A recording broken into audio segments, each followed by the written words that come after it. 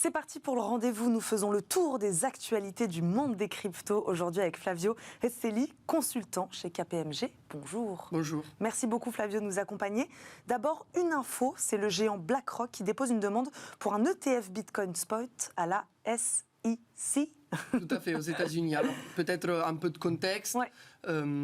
Pendant ce marché pourtant baissier, les institutions financières traditionnelles ne sont surtout pas en train de s'arrêter en matière de crypto et il y a une demande croissante d'exposition aux actifs numériques tels que Bitcoin de la part d'acteurs qui pourtant ne sont pas à l'aise forcément avec la détention indirecte de ces actifs numériques et c'est pourquoi davantage d'offres pour une exposition indirecte à ce type d'actifs sont en train de naître. Et ce qui est intéressant cette fois-ci, c'est que BlackRock, donc le gestionnaire d'actifs le plus important du monde, est en train de proposer un ETF spot pour Bitcoin. Donc concrètement... Qu'est-ce que ça veut dire, ouais. Concrètement, ça voudrait dire qu'on pourrait acheter des parts de cet ETF comme un produit financier traditionnel coté en bourse, et que cela impliquerait une exposition directe derrière du Bitcoin, sans pour autant avoir besoin de passer par des acteurs crypto et acheter de la crypto directement. Après, bien évidemment, derrière BlackRock, il y aurait un acteur crypto, en l'occurrence Coinbase, qui détiendrait les Bitcoins. Mais ce qui est intéressant de cette actualité, c'est que ça montre une appétence croissante de la part du monde financier traditionnel vis-à-vis de ces nouveaux actifs. Et pourquoi vis-à-vis du Bitcoin ? Bitcoin parce que c'est la crypto la plus importante, celle qui représente la plupart de la capitalisation boursière, la première. On se lance, mais on se lance quand même avec ce qui est plutôt reconnue. Tout à fait, celle pour laquelle il y a aussi le plus de demandes, il ne faut pas se le cacher.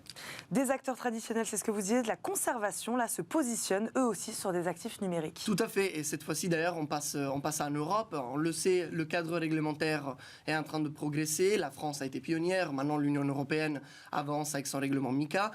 Pour le moment, le marché est encore fragmenté, on attend MiCA avec son harmonisation. Pour le moment, les acteurs ont besoin de licences au niveau national. Et ce qu'on constate, c'est que évidemment les premiers à obtenir ces licences ont été les acteurs crypto-natifs.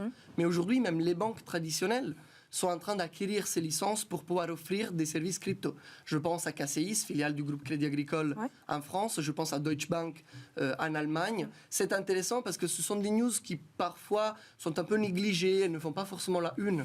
Mais sur le long terme, c'est ce qui va faire vraiment la différence. Que les banques traditionnelles qui sont déjà implantées sur le territoire acquérissent à la fois les compétences et les licences pour pouvoir offrir des services crypto. En France, on n'a pas encore de banque, d'exemple de banque. Si, par exemple, le CACIS, c'est en France, et puis évidemment, il y a Société Générale, il y a la Banque des Lubac, bien sûr. Oui, c'est ça, vous nous parliez de KCIS. Enfin, la Commission européenne, c'est ça, c'est votre dernière info, vient de publier un projet de législation visant à encadrer sa future monnaie numérique de banque centrale. Et oui, c'est vrai que les banques centrales, elles aussi, s'y mettent. Tout à fait, à propos du monde institutionnel. Alors là, c'est un autre sujet encore, dans le sens que si on fait un pas en arrière, les banques, par exemple, acquérissent des licences pour pouvoir émettre des actifs numériques, par exemple, la version gétonisée des actifs financiers traditionnels, ce qu'on appelle les security tokens. Je prends des actions, je prends des obligations, je les tokenise, donc je les présente sur blockchain sous forme de jetons, et après il va falloir les échanger. Alors évidemment, quand on échange des actifs numériques tels que des titres financiers, il va falloir avoir une monnaie pour les acheter et les vendre. Et à ce propos, il y a déjà des options, par exemple les stablecoins, donc la représentation de l'euro ou du dollar sur blockchain public, mais ces stablecoins aujourd'hui sont émis par des entités privées. Donc les banques centrales réfléchissent, elles, à mettre à disposition une monnaie numérique, en l'occurrence l'euro numérique.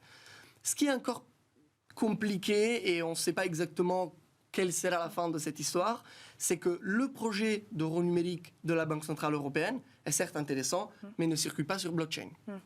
Donc souvent, on a tendance à mélanger un peu les deux sujets. Forcément, il y a effectivement un lien entre ces problématiques-là. Mais est-ce que cet euro numérique pourra être utilisé sur blockchain ou pas ? Et sinon, quelle sera l'utilité et quel sera le modèle de cet euro numérique qui pourtant est censé rester tout de même transparent, est censé ne pas mettre dans les mains de la Banque Centrale Européenne un instrument de supervision qui nuit à la confidentialité des données. On ne sait pas encore tout, mais on sait que la Banque Centrale Européenne avance à ce sujet. Et comment les acteurs de la crypto, ils regardent justement ces banques centrales aujourd'hui qui veulent créer leur monnaie numérique ? Moi, je peux vous donner mon opinion. Je pense que le marché est partagé là-dessus. D'un côté, c'est intéressant, évidemment, de voir que les banques centrales avancent dans cette direction-là. De l'autre côté, moi, par exemple, à titre personnel, j'espère que bientôt, on pourra commencer à débattre de la possibilité de mettre l'euro numérique sur une blockchain publique. Parce qu'in fine, c'est là où on voit une demande, c'est là où on voit un besoin. Alors que si on représente et on crée l'euro numérique sur une infrastructure centralisée, est-ce qu'il y aura vraiment une valeur ajoutée par rapport à l'utilisation de la carte aujourd'hui? Il y a d'autres services financiers, parce que notre monnaie est déjà numérisée, qui sont centralisés. Certes, ça sera une monnaie de banque centrale, donc comme le cash inscrit au bilan de la Banque centrale européenne, mais est-ce que pour l'utilisateur final, cela fera vraiment une différence? Donc il y a un certain nombre de questions que l'on se pose. Et puis évidemment, dans le secteur crypto, on est particulièrement frileux lorsqu'il s'agit de privacy. Et d'ailleurs, pas que dans le secteur crypto, parce que quand la Banque centrale européenne a fait un sondage pour voir du côté des utilisateurs quelles étaient les attentes, la préoccupation vis-à-vis des sujets de confidentialité existait. C'est peut-être pas pour rien qu'une des premières monnaies numériques de banque centrale qui a été lancée en Chine. Alors, je ne veux pas faire de la provoque, je pense que le projet de l'euro numérique pourrait être très intéressant. Nous, on le regarde de près, mais c'est vrai qu'il faut se pencher sur la technologie derrière pour comprendre quels sont les avantages et quels sont les inconvénients. On en est où là de l'euro numérique ? On en est au stade d'expérimentation, de travail, de recherche, mais en réalité, on n'est pas non plus encore très proche du lancement, qui est plutôt estimé 2025-2026, ce n'est pas encore très clair. Merci beaucoup Flavio d'avoir été avec nous aujourd'hui. Flavio Restelli, je rappelle, vous êtes consultant chez KPMG. Merci beaucoup d'avoir fait le tour des actualités du secteur de la crypto avec nous aujourd'hui dans Smart Tech. On vous retrouve très vite dans cette émission. Merci beaucoup d'avoir été avec nous. Merci évidemment à vous de nous avoir suivis. C'est déjà la fin de cette émission.